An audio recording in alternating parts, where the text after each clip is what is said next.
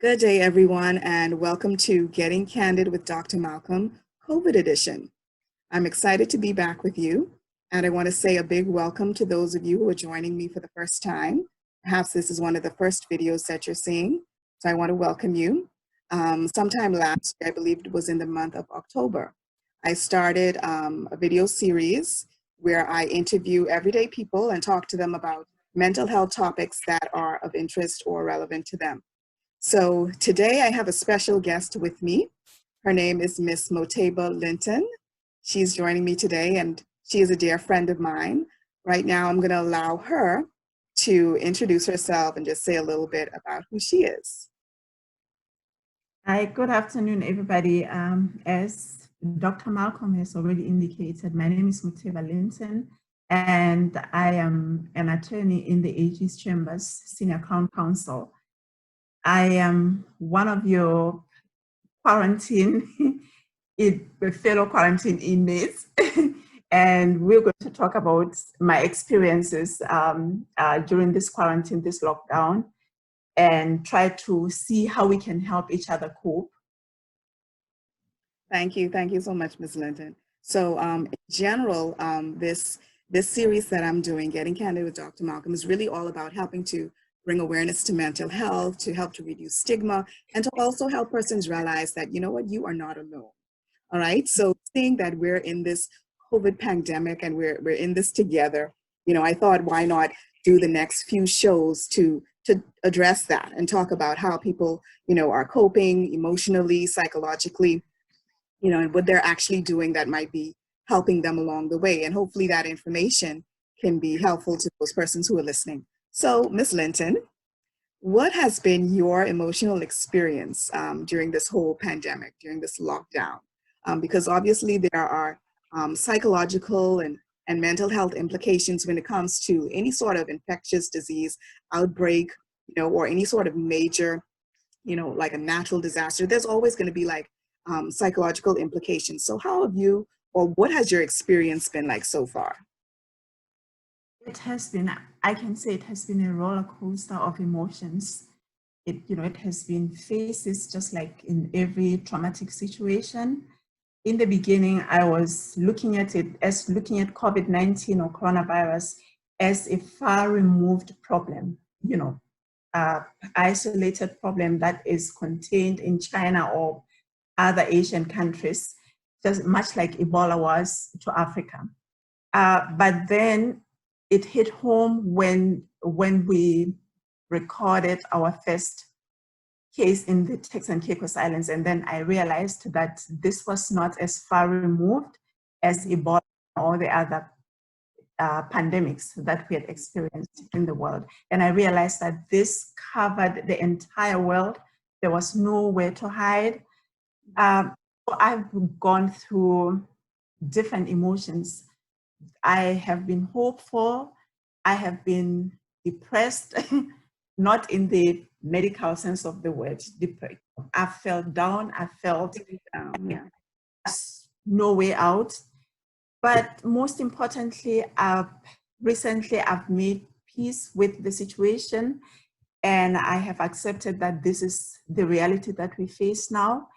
And I have been trying my best to try and make the best out of it. Yeah. But it's not been an easy experience, I can tell you. Yes, and I hear you loud and clear. And I think that what you're expressing, is something that I'm hearing from many people, and what I want to make clear is that it is really normal for any of us to really feel down sometimes, especially with what all is going on.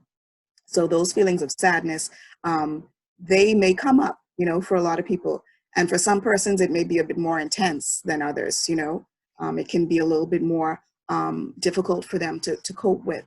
But how have you been coping? I noticed you mentioned the word acceptance, and I'm guessing that has been really helping you along the way, accepting, what you can't control and what you do have control over.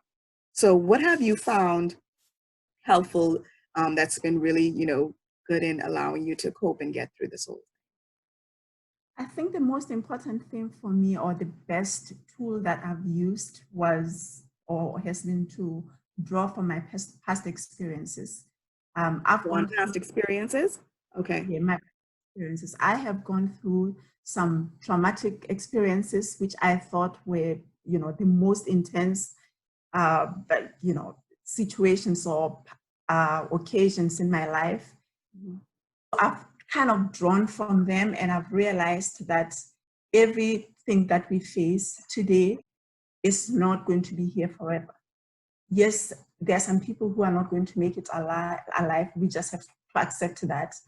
But I have drawn from my experiences, and I've tried to be closer to the people that are close to me, my friends, my relatives, my loved ones. I've tried to draw closer to God in ways that I've never, that's my coping mechanism. So Right.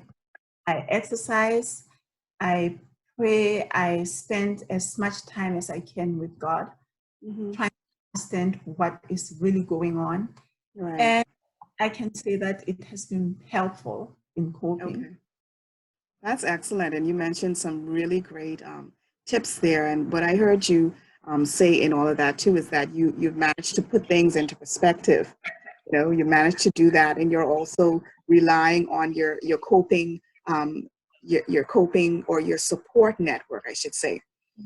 So it's really good to do that. To know who you can call on, know who you can call up and talk to. To really use them as a form of support during this time, and that is Yeah. so key, along with putting things in perspective, which is And you we have gone through experiences before, all of us. But what makes the COVID-19 or coronavirus pandemic different is that we are all in this together. Most of the times we go through situations, we go through our own trials and tribulations, but we feel like we're alone. You feel like you don't really understand. But this is the first time really in my lifetime that we go through something that does not affect me alone, that right. affects the entire The humanity. entire globe. Yeah. Mhm.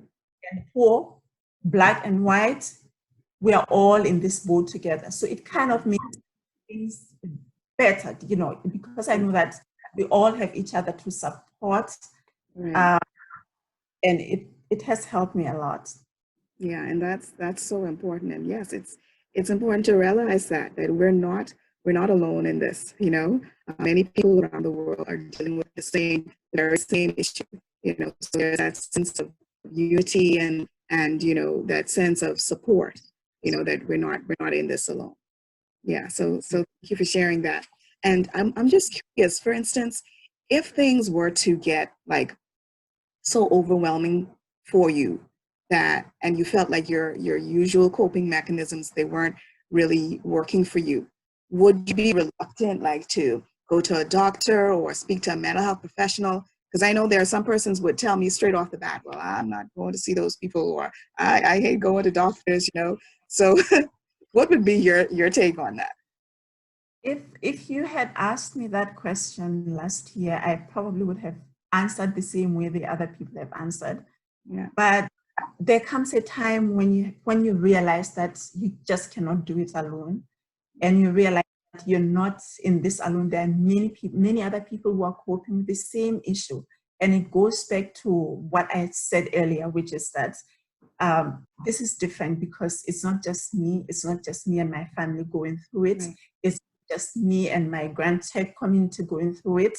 All of us are going through it, and there are many people who are going through the same emotions. So I think at this stage, if I ever needed to speak to somebody, I would definitely do it because I know that it's good for my mental health, and I know I am not the only person. Because one of the reasons, or the main reason, why people are reluctant to